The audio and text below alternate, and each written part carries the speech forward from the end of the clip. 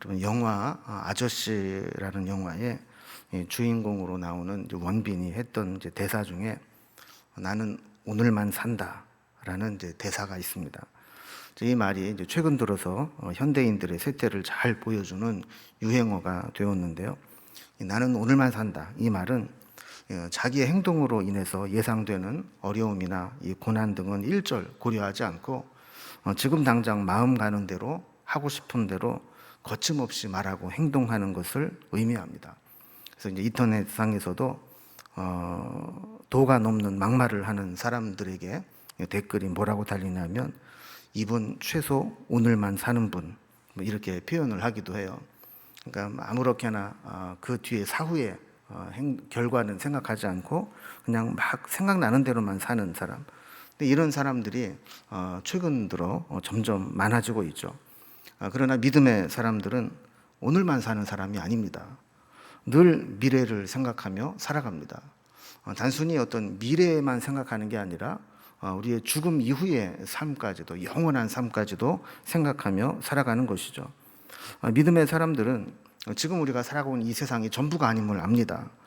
설령 내가 죽는다고 해도 죽음으로 끝나는 게 아니라 죽음 이후에 영원한 삶이 이어지기 때문에 그 영원한 삶을 염두에 두며 살아가는 것이죠. 그래서 늘 눈앞에 보이는 현실적인 세계와 또 보이지 않는 영원한 세계, 이 사이에서 긴장하며 살아가는 게 믿음의 사람들이라고 볼 수 있습니다. 우리는 지난 시간에 새하늘과 새 땅, 새 예루살렘을 통해서 주님과 함께 영원히 살아가게 될 하나님의 나라가 어떤 것인가, 여기에 대한 소망을 품는 것을 말씀을 통해 살펴보았습니다. 우리 눈에 보이는 이 세상이 전부가 아니고 지금 우리 육신의 눈에 보이지 않는 영원한 세계가 우리 주님께서 예비해 놓으신 그 세계가 있기 때문에 우리는 그것을 사모하며 살아가는 것이죠. 그러면서도 우리가 이 현실에 막 치여서 이렇게 살다 보면 과연 역사의 종말이 있을까? 정말 이 세상 끝이 어떻게 될까? 우리가 살아가는 이 세상 말고 정말 다른 세상이 있을까? 이런 이제 의구심을 갖기가 쉽습니다. 그래서 앞으로 하나님이 예비해 두신 보이지 않는 영원한 세계보다는 지금 당장 눈앞에 닥친 이 문제에 연연해서 살기가 쉽다라는 것이죠. 그러나 요한계시록의 말씀을 통해서 주님은 우리에게 이 땅에 보이는 이 현실적인 문제와 부딪히며 살더라도 우리는 이 세계가 다가 아니라는 것을 알아야 된다는 거예요. 이 세상 이후에는 영원한 세계가 예비되어 있고 그 영원한 세계에서의 삶이 지금 우리가 살아가는 이 현실 속의 삶을 통해 결정되기 때문에 우리가 어떻게 살아갈 것인가를 기억해야 된다라는 것이 요한계시록의 전체적인 큰 메시지라 볼 수 있습니다. 오늘 본문은 이제 요한계시록을 이제 마무리하면서 마지막 계시, 천국에 대한 보충 계시가 나오게 되고 또 계시록 이후에 편집 후기가 기록이 돼 있어요. 전체적으로 계시가 다 끝난 다음에 마무리하는 내용이 있거든요. 그래서 크게 오늘 본문은 두 부분으로 나눠지는데 1절에서 5절까지는 이제 회복되는 천국의 모습. 우리가 창세기에 타락하고 에덴에서 쫓겨난 것으로 인간의 역사가 시작되지 않습니까? 그러다가 이 땅에서 살다가 쫓겨났던 에덴, 잃어버린 낙원을 다시 회복하는 이 천국의 모습이 어떤 것인가? 이것을 이제 첫 번째로 보여주고 또 6절에서 21절까지는 이 모든 계시를 다 마치고 났을 때 이 계시를 인도한 천사가 증언하는 부분, 그리고 계시의 주체자이신 예수 그리스도께서 증언하시는 부분, 그리고 계시를 보고 기록한 요한이 최후에 증언하는 모습, 이런 부분으로 오늘 본문이 마무리되어 있습니다. 이제 먼저 첫 번째로 회복되는 천국의 모습을 좀 살펴봅니다. 요한이 계시를 보면서 마지막 본 계시가 뭐냐? 보는 계시로는 처음에도 천상의 예배의 모습을 봤고요. 또 마지막 계시는 천국의 모습입니다. 특히 이 천국에 막 생명수 강이 막 흐르고 이 생명수 강가에 생명나무가 심겨져 있는 것을 보여주세요. 그래서 1절과 2절 말씀을 보면요. 또 그가 수정같이 맑은 생명수의 강을 내게 보이니 하나님과 및 어린 양의 보좌로부터 나와서 길 가운데로 흐르더라. 강 좌우에 생명나무가 있어 12가지 열매를 맺되 달마다 그 열매를 맺고 그 나무 잎사귀들은 만국을 치료하기 위하여 있더라 그랬어요. 여러분이 본문을 보면 창세기에 에덴 동산이 처음에 펼쳐질 때 그 모습을 연상하게 됩니다. 그러니까 아까 말씀드린 것처럼 이 창세기에 에덴 동산을 하나님 만드시고 그곳에서 사람을 살게 하셨다가 아담과 하와가 범죄하고 난 이후에 에덴 동산에서 쫓겨나지 않습니까? 그리고 나서 그것을 요한계시록에서 마지막 회복하는 장면으로 이 성경은 이제 기록되어 있는 거예요. 그래서 21장 6절에도 보면 내가 생명수 샘물을 목마른 자에게 값없이 주리니 그랬어요. 여기서는 생명수 샘물을 주겠다 그랬거든요. 근데 오늘 본문에서는 수정같이 맑은 생명수의 강이 보이니 그랬어요. 여러분, 샘물은 한 곳에서 이렇게 퐁퐁 솟아나오는 거 아닙니까? 그런데 이것들이 더 풍성하게 모여지면 강물을 이루게 되는 거거든요. 그러니까 하나님의 그 은혜가 더 풍성하게 이어지게 되는 것을 볼 수 있습니다. 이 생명수 강이 하나님과 및 어린 양의 보좌로부터 나와서 그랬어요. 이 생명수 생물이 어디서부터 나오느냐? 하나님의 보좌에서부터 흘러나온다는 거예요. 그러니까 이것은 어떻게 보면 어떤 실제로 어떤 강이라기보다는 하나님의 생명의 역사가 이렇게 하나님의 보좌로부터 시작된다 이렇게 볼 수 있습니다. 또한 그것이 흘러나와서 어디로 갔다 그랬어요? 길 가운데로 흘러나갔다 그래요. 여러분, 원래 길 가운데로 막 강물이 흘러가면 홍수 나는 거 아니에요? 그러니까 여기서 말하는 거는 실제로 그런 강물이 막 범람을 해서 자연재해를 이루었다라는 게 아니라 이 우리의 삶의 구석구석, 여러분 이게 지나다니다 보면 길이 얼마나 이 복잡하게 연결되어 있습니까? 우리 삶의 각 가정 앞에까지 길이 다 놓여 있잖아요. 그러니까 길 가운데로 생명수의 강이 흐른다고 하는 것은 우리의 삶의 아주 구석구석까지 생명의 역사가 막 흐르게 된다라는 것을 의미하는 거죠. 여러분, 우리는 우리 서울 시내에도 청계천이 흐르고 또 조금 나가면 한강이라고 하는 큰 강물이 흐르고 있어서 우리가 사는 동네에 강이 흐른다, 이게 별로 감동을 못 느껴요.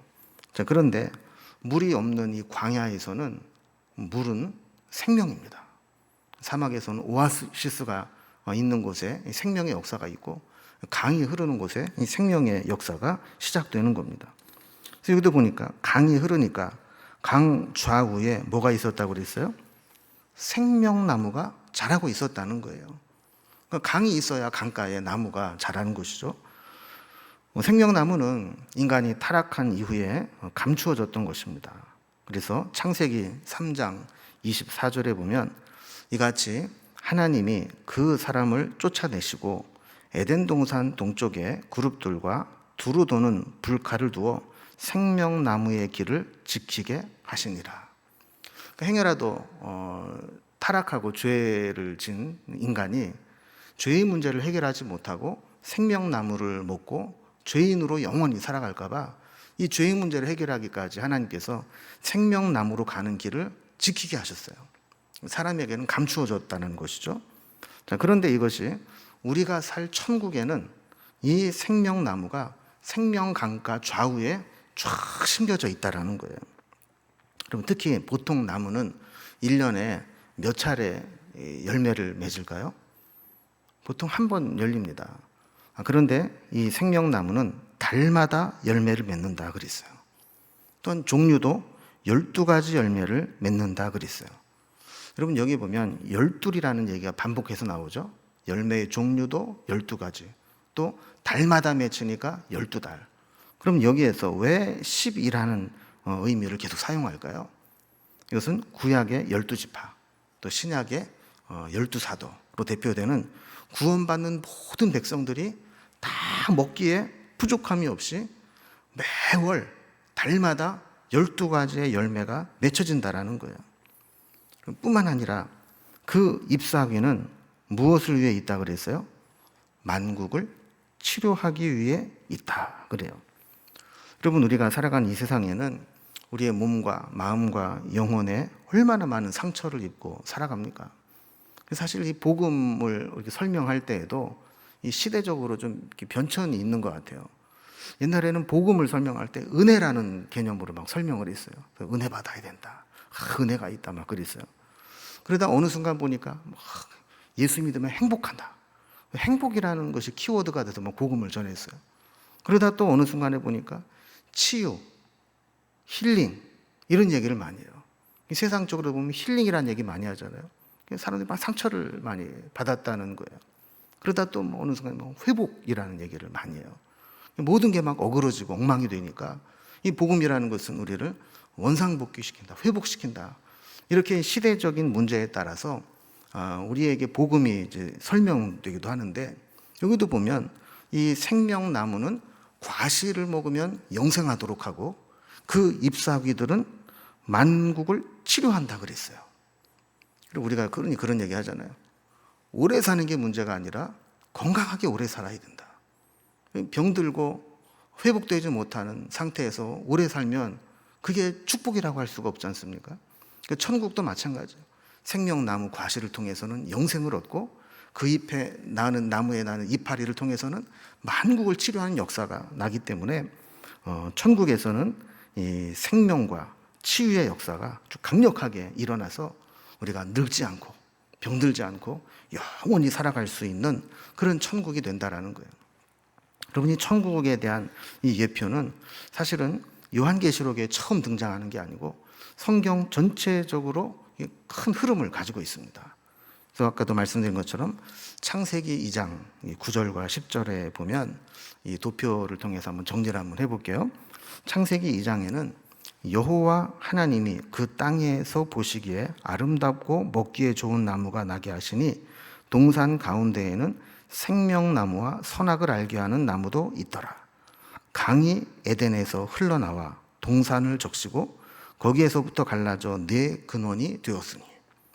그러니까 에덴 동산의 생명을 공급하는 가장 중요한 이 근본이 그 에덴에서 강이 흘러나와 동산을 적셨다는 거예요. 그러면서 그곳에 선악과도 있고 또 생명나무도 있다라는 겁니다. 여러분, 이것을 에스겔서 47장에 보면 나중에 회복될 성전, 회복될 하나님의 나라를 설명하면서 1절에 보면 이런 말씀이 있어요. 그가 나를 데리고 성전 문에 이르시니 성전의 앞면이 동쪽을 향하였는데 그 문지방 밑에서 물이 나와 동쪽으로 흐르다가 성전 오른쪽 남쪽 제단으로 흘러내리더라. 그러니까 이 성전에서 에스겔이 본 환상은 성전 이 동쪽 제단에서 문지방에서 물이 나오는데 그 물이 흘러서 동쪽으로 흐르다가 남쪽으로 흘러내리고 온 땅을 적시는 환상을 보게 되지 않습니까? 자, 그런데 좀 건너뛰어서 9절과 10절을 보면 내가 돌아가니 강 좌우편에 나무가 심히 많더라. 그가 내게 이르시되 이 물이 동쪽으로 향하여 흘러 아라바로 내려가서 바다에 이르니 이 흘러내리는 물로 그 바다의 물이 되살아나리라 그랬어요. 그러니까 성전에서 흘러나온 물이 강을 이루고 이 강이 온 지역을 다니면서 나무들을 많이 일어나게 하다가 바다에까지 이르렀다는 거예요. 여러분, 이 이스라엘의 사해라는 바다는 우리가 흔히 여매라고도 하고 사해라고도 하잖아요. 이 소금기가 짙어서 여매라고 부르기도 하고 또 거긴 죽음의 바다라 그래서 사해라고도 부르거든요. 그러니까 이 소금기가 너무 높으니까 물고기도 살지 못하고 죽은 생명이 없는 죽은 나무라는 거예요. 그런데 그 생명이 살 수 없는 죽음의 바다도 성전에서 흘러나오는 이 생명수가 들어가게 되면 그 바다의 물이 살아날 것이다. 이렇게 말씀을 했어요. 또 12절에 보면 강 좌우가에는 각종 먹을 과실나무가 자라서 그 잎이 시들지 아니하며 열매가 끊이지 아니하고 달마다 새 열매를 맺으리니 그 물이 성소를 통하여 나옴이라. 그 열매는 먹을 만하고 그 잎사귀는 약 재료가 되리라. 그 성소에서 흘러나오는 생명수 강이 흘러서 땅을 살리게 되는데 달마다 12 열매를 맺게 되고 또 그 잎사귀는 약재료가 될 것이다. 이런 말씀을 하셨거든요. 또 요한복음 7장 37절에 39절에도 보면 명절 끝날 곧 큰 날에 예수께서 서서 외쳐 이르시되 누구든지 목마르거든 내게로 와서 마시라. 나를 믿는 자는 성경의 이름과 같이 그 배에서 생수의 강이 흘러나오리라. 그러니까 예수님을 믿는 자에게는 생수의 강이 흘러나오는 것을 경험하게 될 것이다. 그래서 이 생수의 강이 흘러나오는 게 뭐냐? 이는 그를 믿는 자들이 받을 성령을 가리켜 말씀하신 것이라 그랬어요. 그러다가 이것이 요한계시록 22장 우리 오늘 읽은 본문에서 천국에 어떤 모습으로 나타나는가? 아까 읽은 말씀을 다시 한번 보면은요. 또 그가 수정같이 맑은 생명수의 강을 내게 보이니 하나님과 및 어린 양의 보좌로부터 나와서, 그리고 아까 에스겔서에서 성전 앞면에서부터 그 동쪽에 향한 문지방 밑으로 물이 흘러나왔다. 또 성소에서 그 물이 흘러나왔다 그랬잖아요. 여기도 마찬가지죠. 하나님과 및 어린 양의 보좌로부터 수정같이 맑은 생명수가 강이 흘러나왔다 그랬어요. 또 길 가운데로 흐르더라. 강 좌우에 생명나무가 있어 12가지 열매를 맺되 달마다 그 열매를 맺고, 에스겔서에도 나온 말씀과 똑같은 말씀이죠. 강 좌우에 각종 먹을 과실들이 자라서 잎이 시들지 아니했다 한 것처럼 천국에도 이렇게 길 가운데로 강물이 흐르고 강 좌우에 생명나무가 있고 열매를 맺힌다. 그 나무의 잎사귀들은 만국을 치료하기 위하여 있더라. 에스겔 47장 12절에 그 잎사귀는 약 재료가 되리라. 이 말씀과 치료하기 위해서 있더라. 같은 말씀이죠. 이렇게 이 천국은 하나님께서 창세기부터 또 이런 구약 선지서를 통해서 예수님 말씀을 통해서 중간 보여주셨는데 그게 요한계시록에서 보면 완성된 모습으로 드러나는 것을 볼 수 있습니다. 자, 그러면 이 천국에서 어떤 모습으로 우리가 살아가게 될 것인가? 3절과 4절 말씀을 보면 다시 저주가 없으며 하나님과 그 어린 양의 보좌가 그 가운데 있으리니 그의 종들이 그를 섬기며 그의 얼굴을 볼 터이요 그의 이름도 그들의 이마에 있으리라 그랬어요. 여러분, 천국에 우리가 가게 되면 천국에서 누리는 최고의 복이 뭘까요? 천국에서 뭐 복을 얘기하면서 뭐 거기가 뭐 황금길이고 뭐 진주 문이 있고 뭐 온갖 이 성벽이 다 보석으로 치장되어 있고, 여러분 그게 천국의 진짜 복일까요? 천국에서 누리는 진짜 복은 뭐냐면 하나님과 대면하여 사는 거예요. 하나님의 영광을 보고 살아가는 거예요. 여러분 찬송가 180장 2절에 보면 가사 중에 이런 내용이 있어요. 주가 택한 모든 성도 구름 타고 올라가 공중에서 주의 얼굴 배우리. 우리가 소망하는 게 뭡니까? 천국에 가서 주님 얼굴 뵙는 거, 그 주님의 영광 가운데 사는 거, 그거 아니겠어요? 산상수훈 우리가 팔복 시리즈 주일마다 우리 지난주까지 살펴보았는데 어떤 사람이 하나님을 볼 것이라 그랬습니까? 마음이 깨끗한 자는 복이 있나니 저희가 하나님을 볼 것이요 그랬잖아요. 근데 천국에 가면 모든 사람들이 대면에서 하나님을 보게 될 거라는 거예요.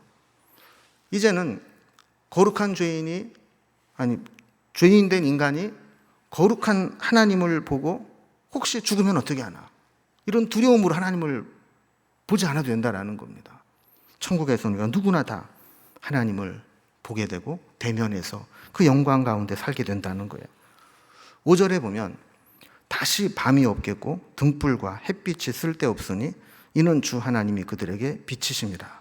그들이 세세토록 왕노릇하리로다 그랬어요. 천국에는 이 땅에서 하는 어떤 인위적인 조명, 등불이나 햇빛이 필요 없다라는 거예요. 왜냐하면 하나님의 영광이 비친 늘 비치기 때문에 어두움이 있을 수 없다는 것이죠. 영적인 어두움, 저주 아래에 있는 세상과는 달리 천국에는 하나님의 영광이 늘 비추고 있기 때문에 그곳에는 영광만 남아 있는 거예요. 그래서 이 영광을 입은 하나님 백성들은 천국에서 하나님의 영광을 덧입어서 왕처럼 왕노릇하며 살아가게 될 것이다 그랬어요. 그럼 여기까지가 이제 요한이 본 계시의 내용입니다. 우리가 요한계시록 4장부터 시작해서 요한이 하늘과 땅을 왔다 갔다 하면서 긴 계시를 봤는데 이게 이제 5절까지 계시가 끝이 나요. 그래서 계시의 결론이 뭐냐면 우리는 천국의 소망을 가지고 살아야 된다. 이것으로 이제 계시가 끝이 나는 거예요.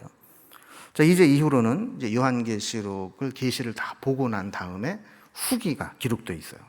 그래서 후기는 크게 세 부분으로 나눠져 있는데 아까 말씀드린 것처럼 천사의 증언, 그리스도의 증언, 요한의 증언, 이렇게 세 증언으로 되어 있습니다.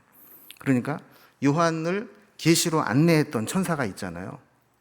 그 안내한 천사가 마지막으로 이야기하는 부분, 그리고 계시의 주체자이신 예수님께서 마지막으로 이 계시를 보여주시고 마무리한 말씀, 그리고 이 계시를 보고 적어서 전달을 하는 요한이 최종적으로 이 모든 계시를 기록하면서 했던 마지막 마무리, 이것으로 되어 있다는 거예요. 자, 먼저 첫 번째, 천사의 증언입니다. 자, 천사는 요한을 계시로 안내했던 천사죠. 그러니까 이런 표현이 맞는지 모르겠는데 일종의 계시의 가이드입니다. 우리가 이제 어디 여행을 가게 되면 이 패키지로 가면 가이드가 데리고 다니면서 안내를 하고 설명을 하잖아요. 그런 것처럼 하나님의 명령을 받아서 요한에게 이 계시로 안내하는 가이드 역할을 했던 천사가 있는데 이 천사가 요한에게 모든 계시를 안내하고 난 다음에 마무리하는 멘트예요. 그래서 6절을 보면요. 또 그가 내게 말하기를 이 말은 신실하고 참된지라 주 곧 선지자들의 영의 하나님이 그의 종들에게 반드시 속히 되어질 일을 보이시려고 그의 천사를 보내셨도다 그랬어요. 여러분, 여기에 그가는 그동안 요한을 계시로 안내했던 천사를 말하는 거예요. 그러니까 지금까지 계시된 말씀, 계시되고 안내된 말씀은 신실하고 참된 것이다 라고 증언을 해요. 그러면서 이 말씀들은 어떤 것과 일맥상통하냐, 지금까지 성령으로 감동해서 선지자들에게 말씀을 전하신 하나님이 반드시 속히 되어질 일들을 보이시려고 자신과 같은 천사를 보내서 요한에게 이 계시를 보여주신 것이다. 이렇게 자신의 역할을 소개를 하는 거예요. 자, 그리고 그 천사가 주님께 들었던 말씀을 인용하면서 그 말씀을 마무리합니다. 자, 7절을 보면요. 보라, 내가 속히 오리니 이 두루마리의 예언의 말씀을 지키는 자는 복이 있으리라 하더라. 이 천사가 마지막 마무리한 말씀이 뭐라고요? 주님이 하신 말씀을 이제 인용해서 하는 거예요. 주님이 뭐라고 하셨습니까? 내가 속히 오리니 이 두루마리의 예언의 말씀을 지키는 자는 복이 있다 하더라. 그러니까 주님께서 내가 속히 올 테니까 이 말씀대로 지킨 자가 복이 있다 하신 말씀을 인용하면서 이 말씀이 정말 중요하기 때문에 이제 자신의 사명을 마치고 주님 말씀을 통해서 이 말씀, 주님이 속히 오신다고 해서, 그러니까 그때까지 이 말씀을 잘 지키고 살아, 당부를 한 거예요. 8절에 보면 이 황홀한 체험을 하고 난 요한이 이 천사에 대해서 실수를 합니다. 어떤 실수를 하느냐?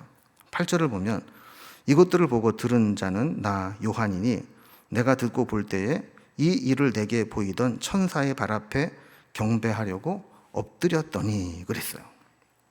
그러니까 요한이요, 지금 신비한 체험을 했잖아요. 하늘의 계시를 보고 막 이 영광 가운데 이 신비한 체험을 하고 나서 제정신이 아닌 거예요. 그래서 계시의 안내자인 천사를 마치 하나님인 줄로 순간 착각을 하는 거예요. 그래서 이 천사에게 엎드려서 경배하려고 했다라는 겁니다. 그러자 이 천사가 아주 기겁을 하면서 사양을 하죠. 8절을 보면요, 9절을 보면요, 그가 내게 말하기를 나는 너와 네 형제 선지자들과 또 이 두루마리의 말을 지키는 자들과 함께 된 종이니 그렇게 하지 말고 하나님께 경배하라 하더라 그랬어요. 이게 무슨 얘기예요? 이거 그러면 안 된다고. 나도 당신과 같은 하나님의 종이지 내가 하나님처럼 경배받을 대상은 아니라고. 무슨 짓 하는 거냐고. 이렇게 막았다는 거예요. 근데 사실 이 요한은 전에도 이런 실수를 한 적이 있어요. 혹시 기억나시는 분 있을지 모르겠는데, 요한계시록 19장 10절에도 보면 그 천사에게 했던 일이 있어요. 내가 그 발 앞에 엎드려 경배하려 하니 그가 나에게 말하기를 나는 너와 및 예수의 증언을 받은 내 형제들과 같이 된 종이니 삼가 그리하지 말고 오직 하나님께 경배하라. 예수의 증언은 예언의 영이라 하더라 그랬어요.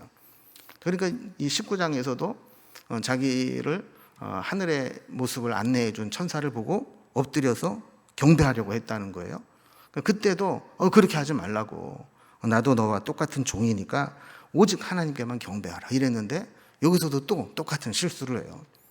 이거를 보면 우리가 지금 말씀으로만, 생각으로만 천국이 이럴 거야 그러는데, 사실 천국을 진짜 가고 나면 이 제정신이 아니겠구나, 이걸 이렇게 보여주는 거죠.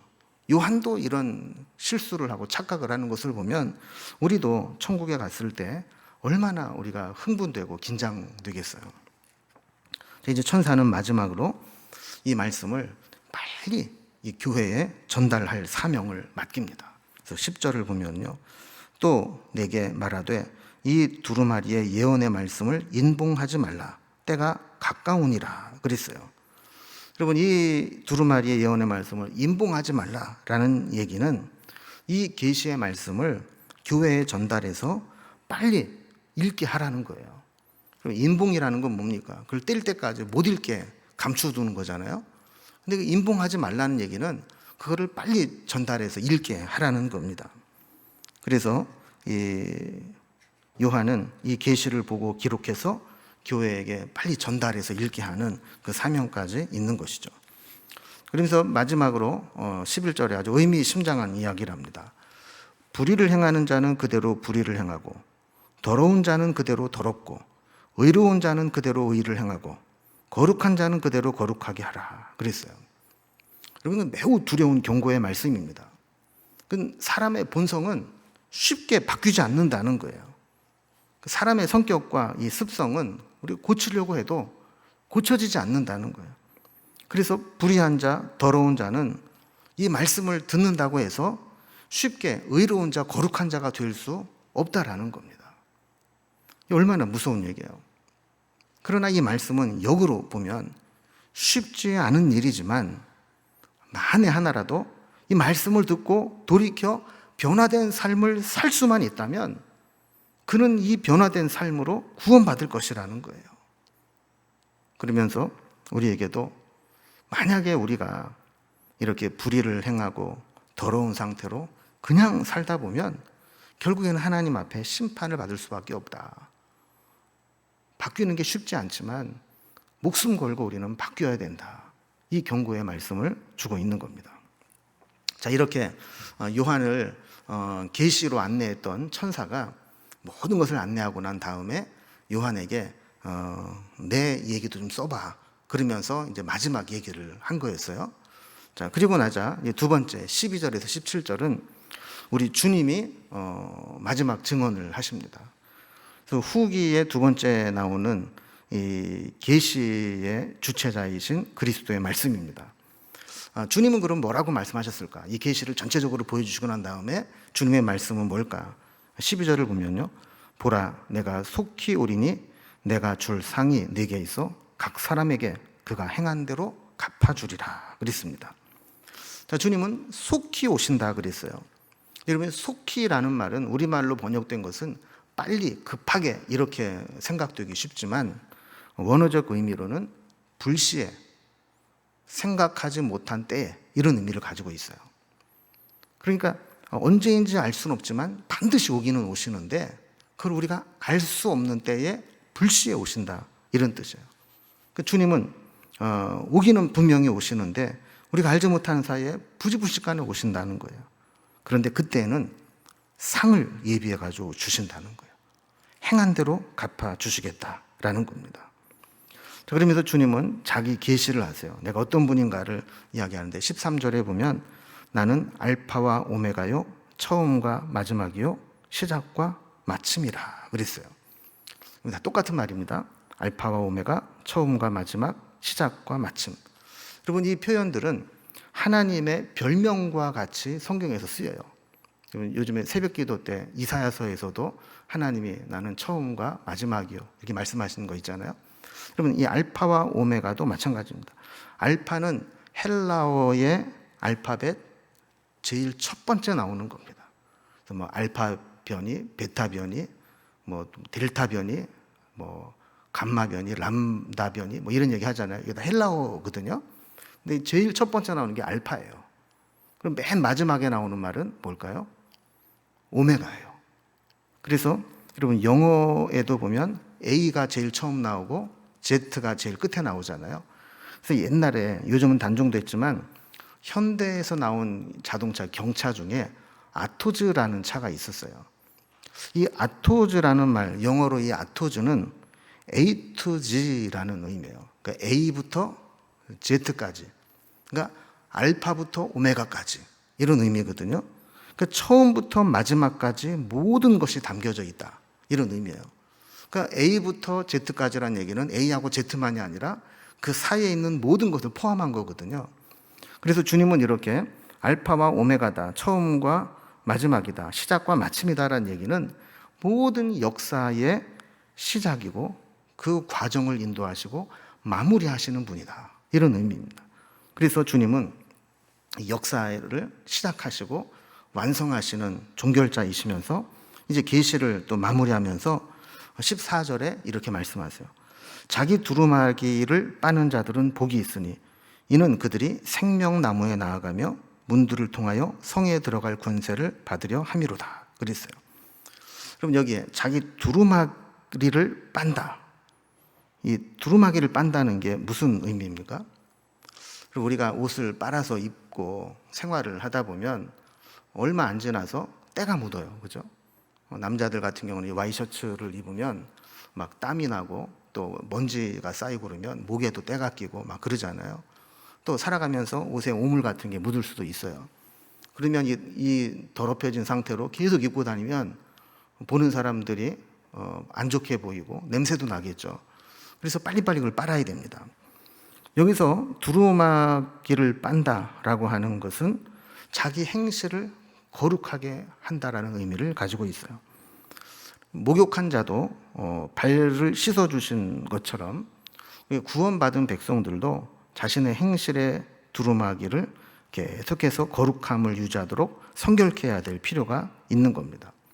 만약에 우리가 예수 믿고 구원받았으니까 아무렇게나 살아도 돼, 그러면서 막 점도 보러 다니고 우상도 섬기고 세상에 취해 살기도 하고, 그러면 그게 어떻게 하나님의 거룩한 신부라고 할 수 있겠느냐는 거예요. 이거는 자기 행실의 두루마기가 더럽혀진 거죠. 이걸 빨아야 된다는 겁니다. 이렇게 계속해서 행실을 거룩하게 하는 자들은 계시의 마지막에 보여주신 생명수 강가의 생명나무에 나아갈 수 있고, 또 21장에서 보여준 것처럼 새 예루살렘의 진주문을 통과해서 천국에 들어갈 수 있게 해주겠다, 이렇게 주님이 약속을 하신 거예요. 자, 그러면서 못 들어가는 사람도 있다는 거예요. 15절에 보면 개들과 점술가들과 음행하는 자들과 살인자들과 우상숭배자들과 및 거짓말을 좋아하며 지어내는 자는 다 성 밖에 있으리라. 자, 자기 두루마기를 계속해서 지속적으로 빨면서 행실을 거룩하게 하는 자들은 천국에 들어가서 생명나무도 먹고 천국의 하나님의 성에 들어가지만, 여기 나오는 자들, 특히 개는 이 이방인들의 불결한 행실을 행하는 자를 이야기합니다. 또 말씀을 떠나 이방인의 세속적인 타락에 빠진 자들을 의미합니다. 이런 자들이 어떤 자들이 또 있냐? 점술가, 음행하는 자, 살인하는 자, 우상숭배자, 거짓말을 좋아하고 지어내는 자. 이런 자들은 행실을 깨끗하게 하는 자들이 아니죠. 행실을 계속 더럽히는 자들이에요. 이런 자들은 결국 성 밖에 있을 것이다. 다시 말하면 성전에, 천국에 들어가지 못할 것이다 하는 겁니다. 자, 그러면서 16절에서 이 말씀을 하시는 분이 누구인가 자증하신 거, 자기 자신을 증거하시는데 뭐라고 밝히시냐면 16절에 나 예수는 교회들을 위하여 내 사자를 보내어 이것들을 너희에게 증언하게 하였노라. 나는 다윗의 뿌리요 자손이니 곧 광명한 새벽별이라 하시더라. 그랬어요. 지금까지 계시는 교회를 위해서 우리 주님께서 천사를 통해서 요한에게 보여주셨고 이것을 통해서 교회에 알게 하셨다라는 거예요. 그래서 주님은 자기 자신을 두 가지로 얘기합니다. 첫 번째는 다윗의 조상이면서 다윗의 자손이다. 다윗의 뿌리요 다윗의 자손이다. 그럼 이 얘기는 뭐냐면 유대인들이 메시아는 다윗의 자손으로 오신다고 믿었거든요. 그러니까 너희가 기다리던 메시아, 너희가 기다리던 구세주가 바로 나다라는 얘기예요. 또 광명한 새벽별이라 그랬어요. 여러분, 긴 환란의 밤을 지나고 나면 새벽을 알리는 이 새벽별이 반짝반짝 빛나는 것과 마찬가지로 우리 주님도 이제 이 땅에서의 환란의 시기가 다 끝나고 천국에서 영원한 새로운 시대를 여는 새벽별과 같은 분이라는 거예요. 그래서 마지막으로 천국으로 초대하십니다. 17절 말씀 보면요, 성령과 신부가 말씀하시기를 오라 하시는도다. 듣는 자도 오라 할 것이요 목마른 자도 올 것이요 또 원하는 자는 값없이 생명수를 받으라 하시더라. 그럼 반복되는 말이 오라 하는 말이죠. 초청하는 거예요. 천국으로 오라. 듣는 자도 오고 목마른 자도 오고 원하는 자도 오는데 값없이 와서 포도주와 젖을 사라 하신 말씀과 같이 생명수를 받으라 그랬어요. 주님은 성도들 한 명도 낙오됨이 없이 다 천국에서 생명수를 먹고 영생에 이르기를 원하시는 겁니다. 자, 이렇게 주님도 최후의 증언을 마치셨어요. 그래서 마지막에는 이제 이 계시를 보고 기록한 요한도 마지막 증언을 합니다. 자, 18절 말씀을 보면 내가 이 두루마리의 예언의 말씀을 듣는 모든 사람에게 증언하노라. 여기서 내가는 요한을 이야기하는 거예요. 요한이 이 예언의 말씀을 듣는 모든 사람에게 내가 이걸 기록하면서 나도 한마디 하겠다 하는 겁니다. 자, 주님의 보여주신 계시를 마치 선발대처럼 먼저 보고 와서 전달하는 이 요한이 읽는 자들에게, 이 요한계시록 읽는 자들에게 뭐라고 권면을 하는가? 18절 19절을 보면요, 만일 누구든지 이것들 외에 더하면 하나님이 이 두루마리에 기록된 재앙들을 그에게 더할 것이요 만일 누구든지 이 두루마리의 예언의 말씀에서 제하여 버리면 하나님이 이 두루마리에 기록된 생명나무와 및 거룩한 성의 참여함을 제하여 버리시리라. 여러분, 이게 무슨 얘기입니까? 요한이 자기가 지금 기록해서 요한계시록을 써서 보내지 않아요? 그런데 주님이 오실 때까지 시간이 좀 걸리지 않겠어요?